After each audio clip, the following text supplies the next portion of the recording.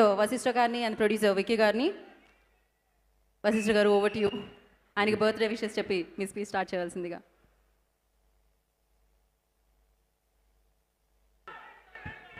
జై చిరంజీవ. టీజర్ నచ్చిందా? Glimpse. Thank you.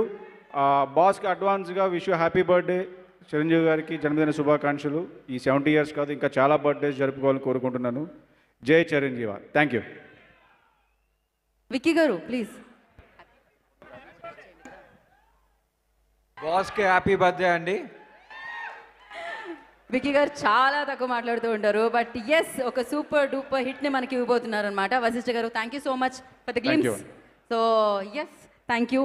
ఆయనతో వర్క్ చేసే అవకాశం దక్కింది మీకైతే. ఎలా అనిపించిందండి? 70 అంటున్నాం కానీ మాకైతే అది కనిపించదు. What you say? 70th birthday అంటున్నాం కానీ మాకైతే అది కనిపించదు. ఎవరికి అనిపించదు అది, మీరు మెన్షన్ చేస్తే తప్ప, లేకపోతే అనిపించదు అసలు.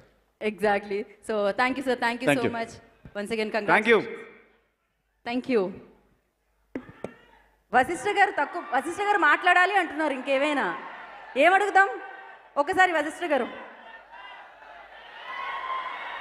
చిరంజీవి గారితో వర్కింగ్ ఎక్స్పీరియన్స్ ఎలా ఉంది అది చెప్పండి. అది 1 wordలో చెప్పాలండి అంటే చాలా అద్భుతంగా ఉంది.